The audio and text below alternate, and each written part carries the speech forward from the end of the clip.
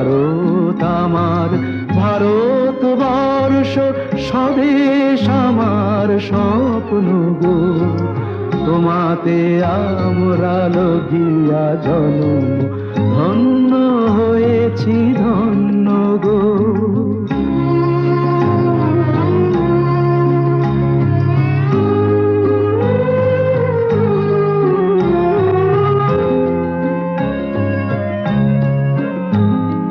শক্তি দায়িনী দাও মা শক্তি, ঘুচাও দীনতা ভীরু আবেশ।